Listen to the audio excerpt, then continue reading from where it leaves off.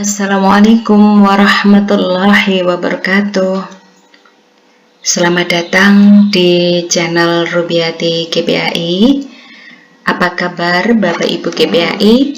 Semoga semuanya dalam keadaan sehat walafiat.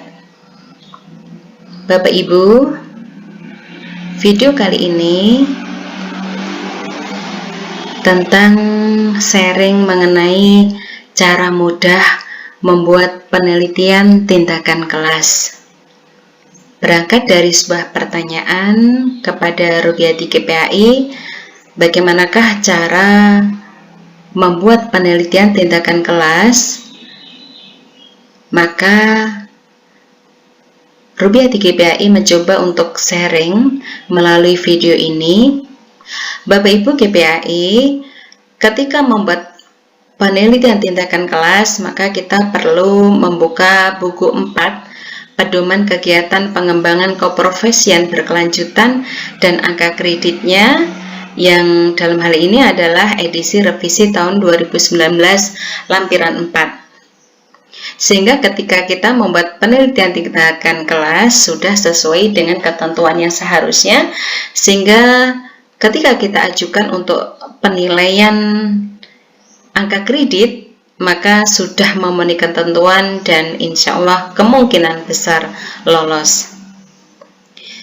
Bapak Ibu, penelitian tindakan kelas atau sering kita kenal dengan PTK adalah karya tulis yang didasarkan pada hasil penelitian yang dilakukan oleh seorang guru pada bidang pendidikan sesuai dengan tugas pokoknya. Laporan penelitian itu sendiri bisa berupa penelitian tindakan kelas, penelitian eksperimen, penelitian deskriptif, penelitian perbandingan, penelitian korelasi, dan sebagainya. Jadi Bapak Ibu, PTK atau penelitian tindakan kelas salah satu dari laporan hasil penelitian. PTK minimal dilakukan sebanyak 2 siklus, tiap siklus 2 pertemuan. Jadi apabila Bapak Ibu KPAI mau mengadakan penelitian tindakan kelas, maka minimal Bapak Ibu 2 siklus dan tiap siklusnya 2 pertemuan. Berarti 1 PTK minimal 4 pertemuan. Angka kredit dari PTK adalah 4 Bapak Ibu. Kemudian sesuai dengan buku 4 Pedoman Kegiatan Pengembangan Keprofesian Berkelanjutan revisi tahun 2019 lampiran 4 Bapak Ibu, maka sistematika penulisan PTK yaitu yang pertama untuk terkait dengan kerangka isinya itu terdiri dari bagian awal, bagian isi, dan bagian penunjang. Kemudian untuk bagian awal itu setidaknya ada halaman judul, lembar persetujuan, kata pengantar, daftar isi, daftar tabel, daftar gambar, dan lampiran. Kemudian abstrak atau ringkasan. Jadi di bagian awal setidaknya ada hal-hal ini Bapak Ibu yang harus diperhatikan di dalam pembuatan PTK. Kemudian untuk bagian isi Bapak Ibu setidaknya ada 5 bab. Bab pertama adalah pendahuluan. Pada bab pendahuluan ini Bapak Ibu terdiri dari latar belakang masalah, perumusan masalah, tujuan penelitian, dan kemanfaatan penelitian yang dilakukan. Kemudian bab 2 adalah kajian teori, bab 3 metode penelitian, bab 4 adalah hasil atau analisis hasil kajian, kemudian bab 5 kesimpulan dan saran Bapak Ibu ini di bagian isi. Kemudian yang bagian penunjang Bapak Ibu, di bagian penunjang hendaknya kita cantumkan daftar pustaka Bapak Ibu, kemudian lampiran-lampiran. Kemudian lampiran-lampiran itu sendiri hendaknya terdiri dari RPP, kemudian instrumen penelitian dan contoh isiannya, kemudian contoh hasil kerja siswa, foto-foto kegiatan, kemudian surat izin penelitian, pernyataan keaslian penelitian, surat keterangan telah disimpan di perpustakaan sekolah, dan laporan publikasi penelitian. Nah, dalam video kali ini Bapak Ibu, Rupiah 3PY hanya ingin membahas sampai dengan surat keterangan telah tersimpan di perpustakaan. Untuk laporan publikasi penelitian, insya Allah Bapak Ibu akan terbahas di video yang lain, di pembahasan konten yang lain Bapak Ibu, karena sampai pada bab PTK ini sendiri sudah pembahasan yang cukup panjang. Begitu Bapak Ibu untuk sistematika pembuatan PTK atau penelitian tindakan kelas.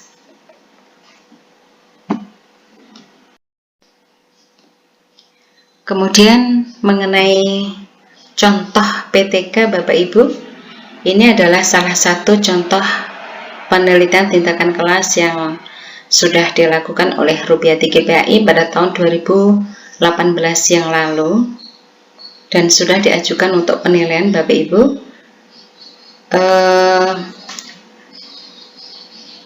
Saya tampilkan dalam video ini, semoga bermanfaat. Apabila ada kritikan atau masukan atau pertanyaan terkait dengan penelitian tindakan kelas yang Rupiah 3PY cantumkan dalam video ini, silahkan bisa ketik di kolom komentar.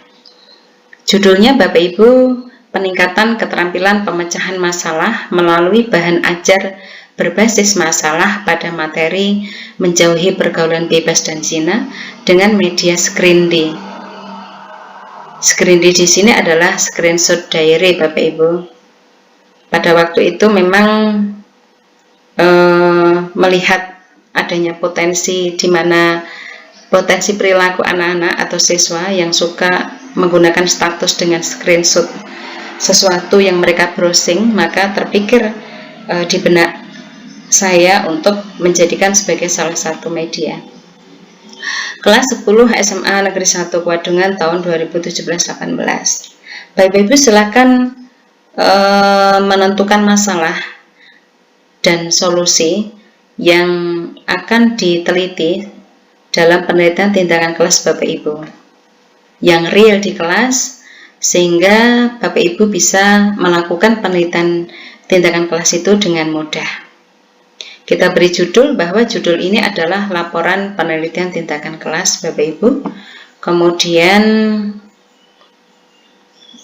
ini adalah naungan di mana kita bekerja, kopnya. Itu lembar yang pertama adalah halaman judul.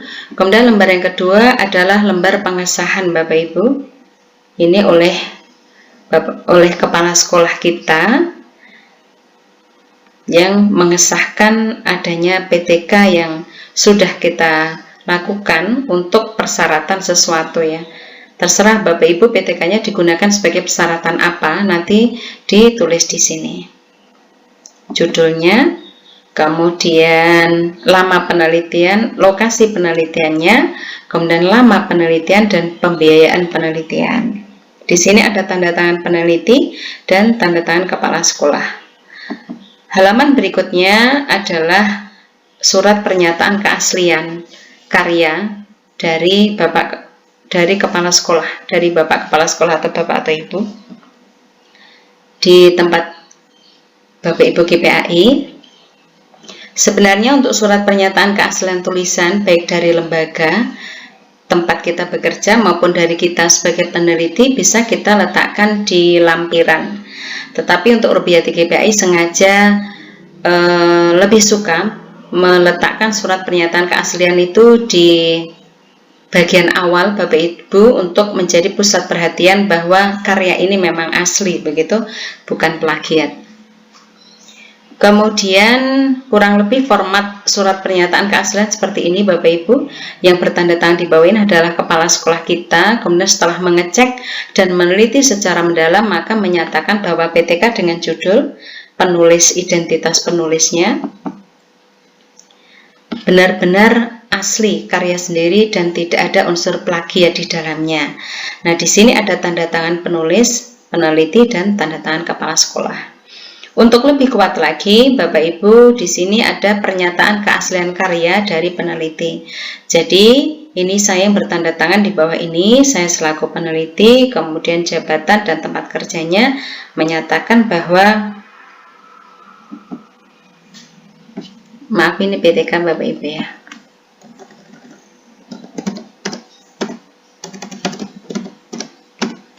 PTK yang berjudul sama seperti depan adalah asli karya saya sendiri dan tidak ada unsur plagiat di dalamnya. Kemudian ini tanda tangan materai 10.000 Bapak Ibu ya. Kita tanda tangan di atas materai. Kemudian bawahnya adalah surat keterangan bahwa karya tulis telah disimpan di perpustakaan. Jadi kita meminta surat keterangan dari kepala perpustakaan di sekolah kita, Bapak Ibu, yang menyatakan bahwa PTK-nya sudah kita lakukan itu sudah disimpan di perpustakaan. Nah, ini ada tanda tangan kepala perpustakaan dan tanda tangan kepala sekolah. Berikutnya, ini masih bagian awal Bapak Ibu. Yang berikutnya adalah kata pengantar yang kita tulis sendiri, kemudian daftar isi Bapak Ibu. Nah, daftar isi. Daftar isinya sebagaimana tadi dibahas di bagian sebelumnya dari lampiran 4 buku 4 pedoman kegiatan pengembangan keprofesian guru tadi Bapak Ibu, bahwa bagian awal adalah latar belakang, rumusan masalah, tujuan penelitian, ruang lingkup penelitian, dan manfaat penelitian. Kemudian kajian pustaka. Kemudian yang berikutnya adalah metode penelitian. Bab 4 paparan data dan hasil penelitian atau analisis hasil penelitian, dan bab 5 adalah penutup. Jadi bagian awal tadi ada 3 bagian Bapak Ibu, bagian awal, bagian inti, dan bagian penunjang. Nah, bagian inti ada 5 bab sebagaimana ketentuan di lampiran 4 buku 4. Berikutnya adalah bagian penunjang Bapak Ibu, daftar pustaka, lampiran-lampiran, dan laporan seminar PTK. Sekali lagi saya tidak membahas laporan seminar PTK di dalam video ini Bapak Ibu karena pembahasan yang cukup panjang nanti. Kemudian untuk lampiran-lampiran apa saja yang perlu kita lampirkan di PTK kita, yaitu yang pertama rencana pelaksanaan pembelajaran atau RPP. Karena ketentuannya PTK itu adalah minimal 2 siklus, tiap siklus 2 pertemuan, berarti ada 4 pertemuan Bapak Ibu, maka RPP ini mencerminkan adanya 4 pertemuan. Kemudian berikutnya adalah lembar kerja siswa, otomatis juga lembar kerja siswa di 4 pertemuan. Kemudian soal tes tertulis, demikian juga untuk 4 pertemuan, daftar hadir siswa untuk 4 pertemuan, lembar observasi siswa untuk 4 pertemuan, daftar nilai siswa, kemudian contoh hasil kerja siswa, jadwal penelitian, catatan harian penelitian, foto-foto kegiatan pembelajaran, dan yang terakhir adalah surat izin penelitian. Sekalipun kita meneliti di sekolah sendiri Bapak Ibu, maka tetap mengajukan izin penelitian. Dari izin penelitian inilah akhirnya menjadi dasar bahwa pihak sekolah mengetahui bahwa memang kita melakukan penelitian, untuk kemudian setelah selesai kita mengajukan laporan, diteliti, dan disahkan. Begitu Bapak Ibu. Halaman berikutnya adalah abstrak Bapak Ibu, atau ringkasan dari penelitian yang kita lakukan. Otomatis abstrak ini baru bisa kita lakukan, baru kita susun Bapak Ibu setelah selesai penelitian. Kita terangkan di sini.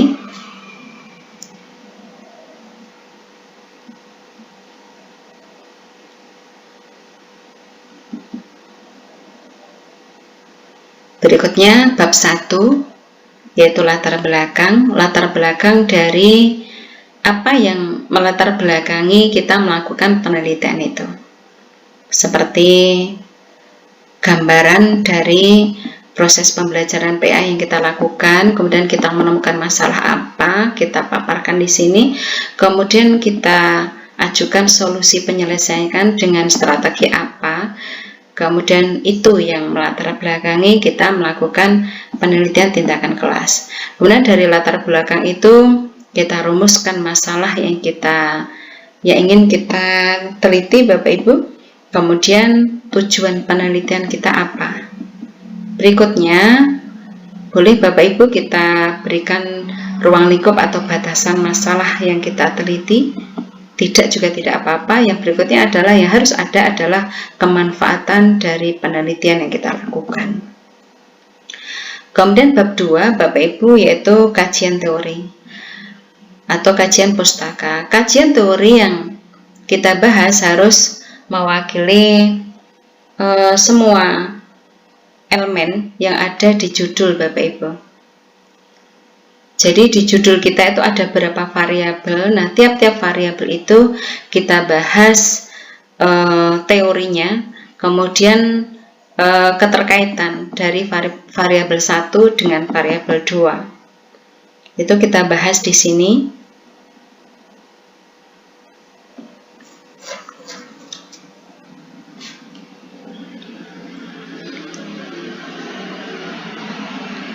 Jadi semua poin-poin yang kita butuhkan untuk mengkaji secara teori penelitian kita harus kita bahas secara memadai di bab 2, yaitu kajian pustaka atau kajian teori. Ini Bapak Ibu, secara garis besar saja semua komponennya.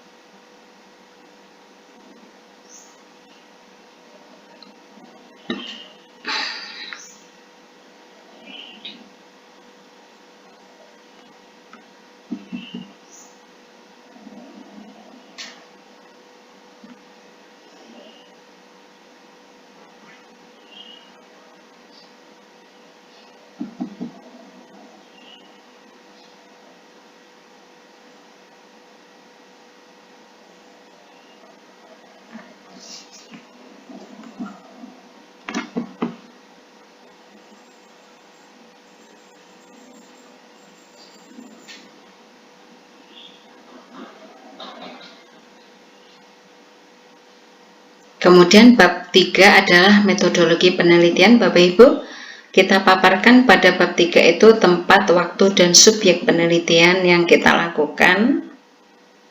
Kemudian rancangan penelitian. Jadi rancangan penelitian kita mulai dari siklus 1, pertemuan 1, siklus 2, pertemuan 2, kemudian siklus 2, pertemuan 1, dan siklus 2, pertemuan 2. Bagaimanakah planningnya, perencanaannya, kemudian pelaksanaannya, kemudian pengamatannya seperti apa, tindakan refleksinya seperti apa, kemudian kita bahas pula tentang alat pengumpulan data, kemudian analisa data. Seperti apa kita menganalisa data dari hasil penelitian tindakan kelas yang kita lakukan. Berikutnya adalah bab 4, Bapak Ibu, berupa hasil penelitian. Pada bab 4 inilah kita memaparkan analisis dari hasil penelitian kita. Semuanya kita analisis dan kita bahasakan di bab 4 ini, Bapak Ibu. Kemudian terus sampai ke bawah data-datanya, jika memang perlu kita diagramkan, kita buat diagram. Kita berikan penjelasan secara memadai, termasuk hasil observasinya.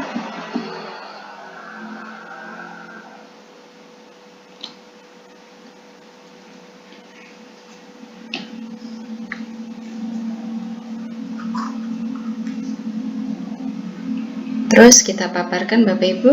Setelah selesai pemaparan, maka berikutnya bab 5 adalah penutup. Penutup di sini adalah kesimpulan Bapak Ibu dan saran. Ya, kesimpulan dan saran.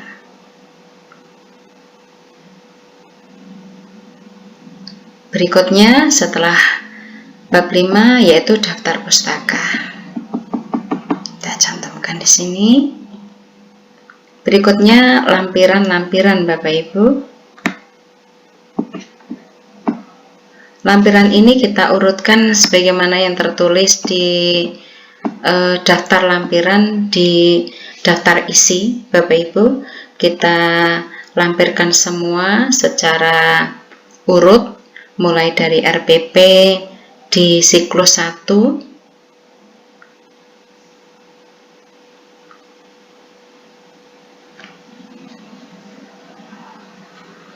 yang mana siklus 1 ada 2 pertemuan, maka di RPP itu kita jelaskan pertemuan 1 maupun pertemuan 2. Kemudian RPP siklus 2 juga kita lampirkan. RPP siklus 2 kita lampirkan Bapak Ibu, baik langkah-langkah di pertemuan 1 siklus 2 maupun pertemuan 2 siklus kedua. Komplit dengan instrumen penilaiannya Bapak Ibu. Berikutnya adalah lembar kerja siswa.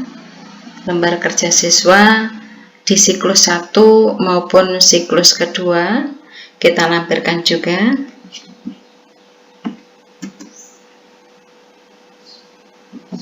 Lembar kerja siswa kita lampirkan.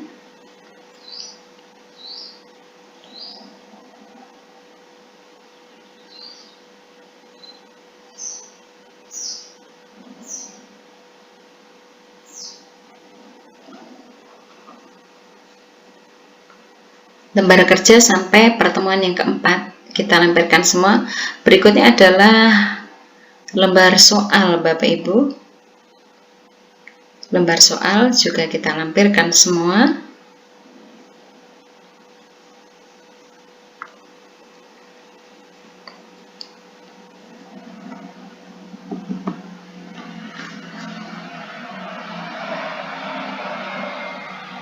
Kemudian daftar hadir. Daftar hadir wajib kita lampirkan karena itu menjadi salah satu bukti konkret bahwa kita benar-benar mengadakan penelitian. Ini siklus 1 maupun siklus 2 daftar hadirnya kita lampirkan. Kemudian berikutnya lembar observasi peserta didik. Nah, untuk isian dari poin-poin yang kita observasi Bapak Ibu ini mengacu kepada judul penelitian kita. Apa orientasi dari kompetensi yang sedang kita teliti? Misalnya memang PTK ini adalah peningkatan problem solving, peningkatan kemampuan memecahkan masalah, maka poin-poin yang kita observasi adalah kecakapan-kecakapan yang terkait dengan pemecahan masalah. Nah, menentukan poin-poin ini berarti kita harus mendasar dari konsep teori terkait dengan kecakapan pemecahan masalah, Bapak Ibu. Ini lembar observasi kita lampirkan semua, baik siklus 1 maupun siklus 2 kita lampirkan semua. Tetapi ini kita kosong Bapak Ibu ya, karena yang sudah terisi tidak saya cantumkan di sini. Ini formatnya saja. Berikutnya kita lampirkan daftar nilai pembelajaran. Baik siklus 1 maupun siklus 2 itu nilai siswa kita lampirkan.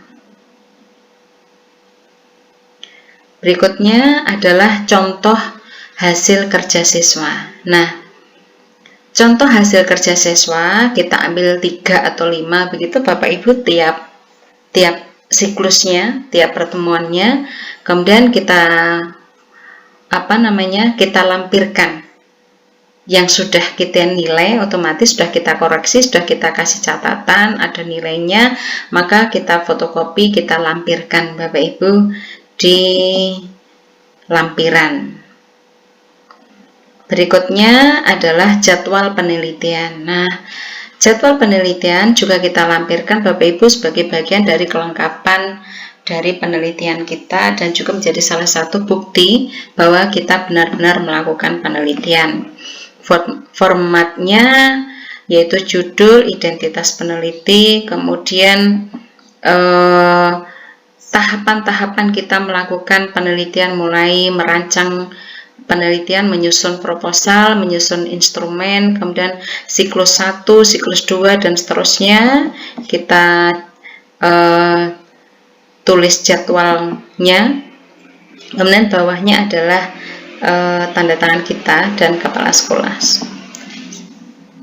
Berikutnya adalah catatan penelitian. Kalau atas tadi adalah jadwal penelitian, maka ini adalah catatan penelitian tindakan kelas. Formatnya sama, judul, peneliti, lokasi, kemudian lamanya penelitian. Berupa apakah? Yaitu setiap pertemuan, misalnya siklus 1 pertemuan 1, apa yang terjadi di kelas selama kita melakukan penelitian tindakan kelas, kita tulis realnya, kita tulis secara rinci Bapak Ibu, peristiwa apa yang terjadi di hari itu. Kemudian di pertemuan berikutnya ada perubahan apa dari peristiwa pembelajaran yang kita lakukan, itu kita tulis. Ini menjadi bahan untuk kita melakukan analisa Bapak Ibu yang ada di kajian di bab 4, hasil analisis, di samping juga hasil observasi dan juga daftar nilai siswa. Catatan penelitian ini menjadi salah satu dari bahan untuk kita melakukan analisis. Bawahnya ini tanda tangan peneliti dan kepala sekolah. Berikutnya adalah foto-foto kegiatan pembelajaran dari seluruh pertemuan. Jadi ada 4 pertemuan. Keempat pertemuan, tiap-tiap pertemuannya Bapak Ibu kita dokumentasikan foto kegiatan pembelajarannya seperti ini Bapak Ibu. Siklus 1 pertemuan 1. Apa yang dilakukan pembelajaran itu kan ada 3 Bapak Ibu ya, pendahuluan, kegiatan inti, dan penutup. Misalnya di poin pendahuluan, apa yang dilakukan oleh guru, fotonya apa, kemudian diberikan penjelasan.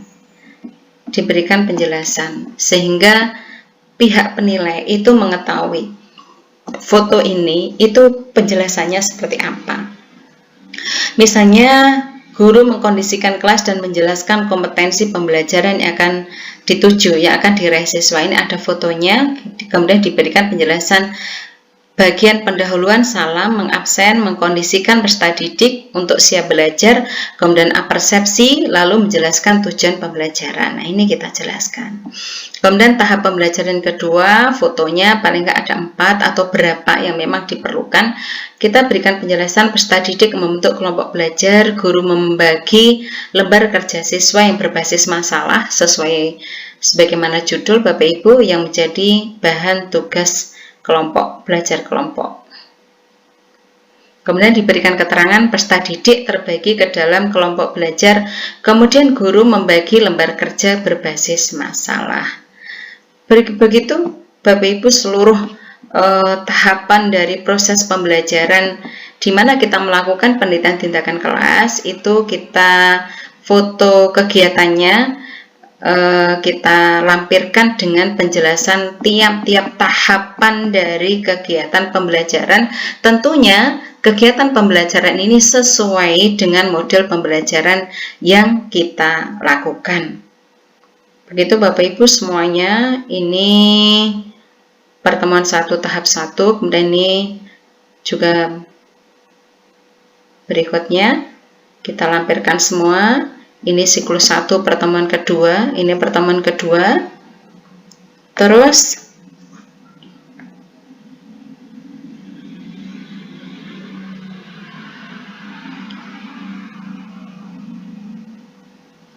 Jika Bapak Ibu benar-benar melakukan penelitian dengan 4 pertemuan, tentu Bapak Ibu tidak akan kesulitan untuk mendapatkan dokumentasi foto-foto kegiatan pembelajaran Bapak Ibu, termasuk juga catatan tentang peristiwa pembelajaran selama 4 pertemuan. Jadi pada intinya Bapak Ibu, silakan Bapak Ibu melakukan penelitian. Tindakan kelas itu benar-benar melakukan, bukan hanya sebatas dokumentasi Bapak Ibu untuk memenuhi prosedur kewajiban melaksanakan penelitian tindakan kelas, bukan. Rubiati GPAI tidak merekomendasikan untuk pura-pura melakukan penelitian tindakan kelas, tapi benar-benar melakukan penelitian tindakan kelas sebagai bagian dari kewajiban pengembangan keprofesian berkelanjutan bagi seorang guru. Ini Bapak Ibu, jadi ada 4 lampiran foto-foto kegiatan pembelajaran dengan penjelasan setiap tahapan pembelajaran.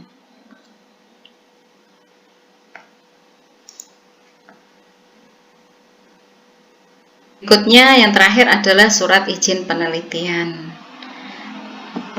Surat izin penelitian Bapak Ibu sebagai lampiran terakhir.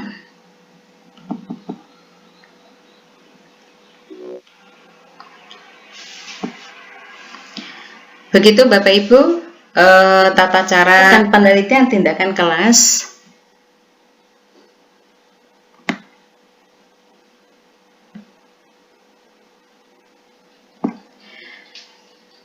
Semoga bermanfaat. Apabila ada kritik, ada masukan, pertanyaan, silahkan tulis di kolom komentar. Rubiati GPAI sangat berterima kasih setiap masukan atau pertanyaan yang ditulis di kolom komentar sebagai respon positif dari Bapak Ibu GPAI semuanya. Karena memang pada dasarnya channel Rubiati GPAI dibentuk dengan tujuan semoga bisa sharing antara saya, Rubiati GPAI, dengan Bapak Ibu GPAI semua. Karena dengan tujuan untuk bisa berbagi manfaat dan saling mensupport perkembangan dari masing-masing GPAI. Terima kasih sekali lagi, semoga bermanfaat. Assalamualaikum warahmatullahi wabarakatuh.